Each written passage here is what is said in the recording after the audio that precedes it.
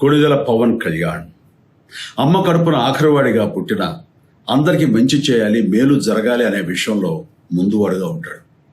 తన గురించి కంటే జనం గురించి ఎక్కువగా ఆలోచించే మనస్తత్వం నా తమ్ముడు కళ్యాణ్ బాబుది. ఎవరైనా అధికారంలోకి వచ్చాక ప్రజలకు ఏదైనా చేయాలనుకుంటారు.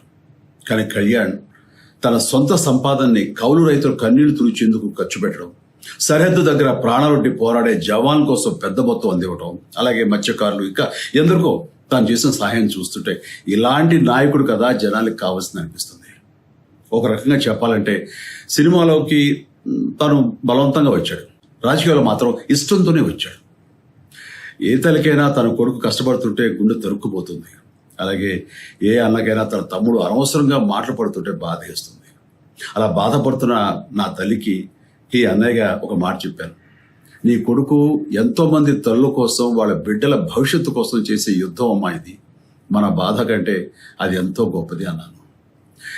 అన్యాయాన్ని ఎదిరించకుండా మౌనంగా ఉండే మంచివాళ్ల వల్లనే ప్రజాస్వామ్యం మరింత నష్టం అని నమ్మి జనం కోసం జన సైనికుడు అయ్యాడు.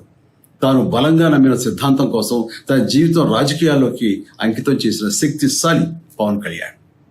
ప్రజల కోసం, రాష్ట్ర భవిష్యత్తు కోసం ఆ శక్తిని వినియోగించాలి అంటే చట్టసభలో అతని గొంతు మనం వినాలి. జనమే జయను నమ్మే జనసేనాని ఏమి చేయగలడో చూడాలంటే మీరు పిఠాపురం ప్రజలు కళ్యాణ్ని గెలిపించాలి.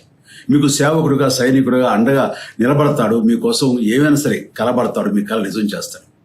పిఠాపురం వాస్తవ్యులకు మీ చిరంజీవి విన్నపం, గాజు గ్లాసు గుర్తుకి మీ ఓటు వేసి పవన్ కళ్యాణ్ని గెలిపించండి. జై హింద్.